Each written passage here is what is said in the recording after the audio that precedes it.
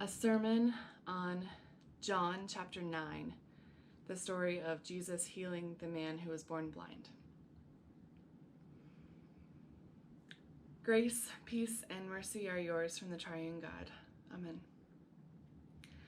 I thought this week for a while about writing a sermon about how awesome / totally gross it is that Jesus chooses to heal somebody with his spit. Not something that I would recommend these days. I thought about writing about the injustice and ableism of legalistic codes that demand blame when somebody is born with a disability. And I thought about writing about how to react when even your parents seem willing to throw you under the bus. But upon rereading this chapter from the book of John, I noticed something. Within the first 7 verses of this text, Jesus heals the man who was born blind. Over the next 20-some verses of this chapter, however, he is continually referred to as the man who was born blind. No one seems to recognize that, hey, he can see now, and maybe it's time to start calling him by his name, Jeff or whatever it might be. Instead, those around him continue to define him by his limitations, by what he couldn't do, even after that limitation is gone. I wonder how often we do this in our own relationships. How often do we define the people around us by what they lack? He's divorced, she's a dropout, he's unemployed. Their perceived challenges become the way that we identify them. But we don't just do this with other people. In fact, it often seems like we're able to give other people the benefit of the doubt, to see the best in them. But what is it we see when we look at ourselves? How frequently do we see our desperate need for improvement, all the things about ourselves that we would like to change? We focus on our mounting collection of past failures, and if we are not careful, we'll allow those limitations to shape how we see ourselves, even after those limitations are gone. Counterintuitive as it may seem, we all cling to this image of limitation and inadequacy. We all carry the weight of believing that we are not strong enough, smart enough, determined enough, something enough. And the truth is that this definition by negation robs us of recognizing all the amazing things that we are. It makes us not want to try, because it's far safer to stay nestled in our fear of what we are not, what we cannot do, than it is to venture out into the world and run the risk of confirming those fears as true. As scholar and preacher David Lose says, our warped identities are well-fashioned, and even though they serve us poorly, they are at least familiar. We grow so accustomed to seeing ourselves a certain way, seeing ourselves through this lens of inadequacy, that it can be absolutely revolutionary to realize that God might actually see us as valuable, that ours is a God who loves us and is always making things new, even us. When Jesus shows up, he changes everything. Jesus comes to a man totally defined by his inability to see, and he heals that blindness. Jesus comes to us in those moments when we believe that we are defined by nothing more than the sum of our shortcomings, and says that we are enough, that we are good and acceptable the way that we are. One word from Jesus, and this man is no longer defined by what he cannot do. One word from Jesus, and we are free from failure, and everything changes. And that is awesome.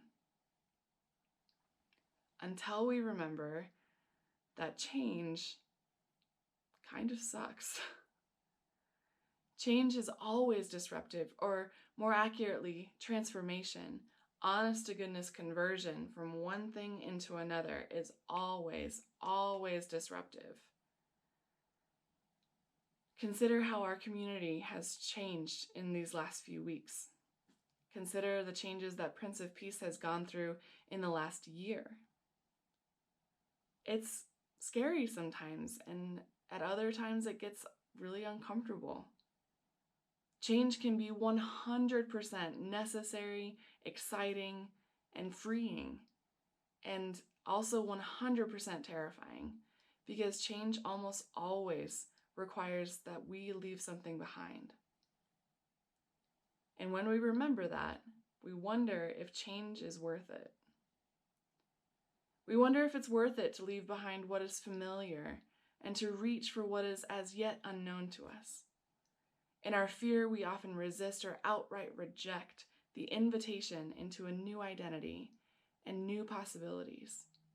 Because really, how much easier is it to live within our well-defined, if deformed, sense of ourself than to step out in faith and risk leaning into this life abundant that Jesus is offering to us?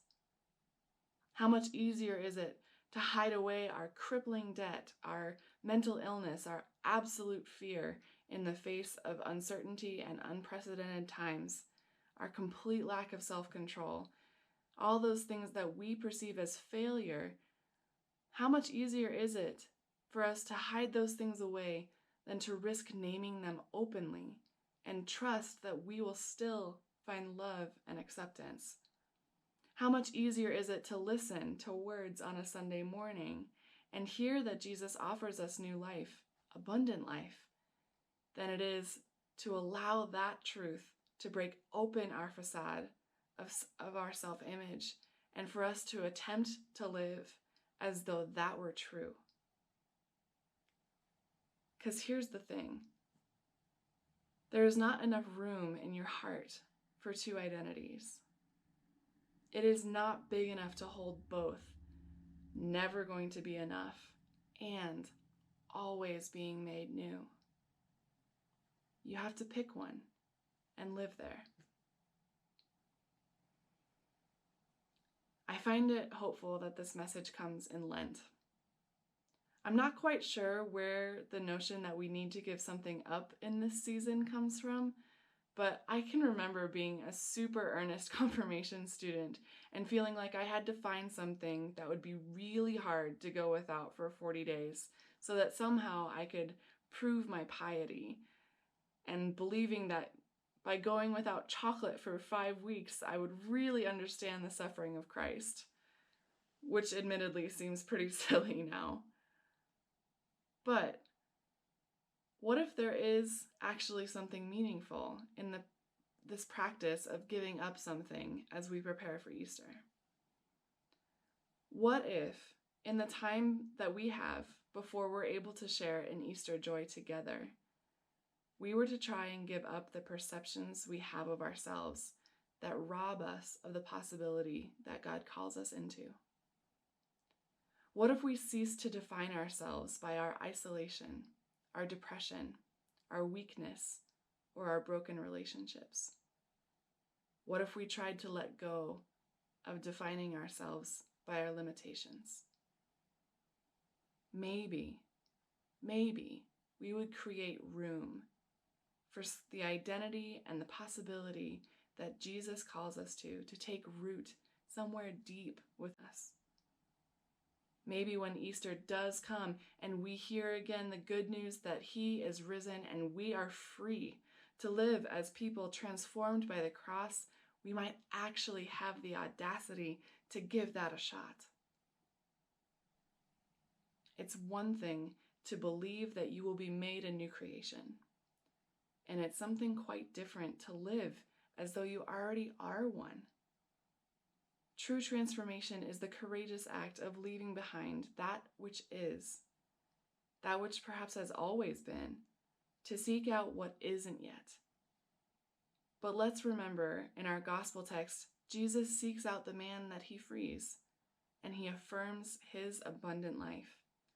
There is a promise there that we don't have to do any of this alone, that Jesus will seek after us too, always extending an invitation to new life, and always walking beside us as we try to live it. There's a corruption of an old Gloria Steinem quote that floats around my clergy circle. Jesus will set you free, but first he's going to mess you up. Change, in fact, the gospel itself, comes as an interruption to our previously scheduled living. And when it comes, that change is hard. But I have a sneaking suspicion that if it means living as exactly the people that God has called us to be, that's going to be totally worth it. May it be so. Amen.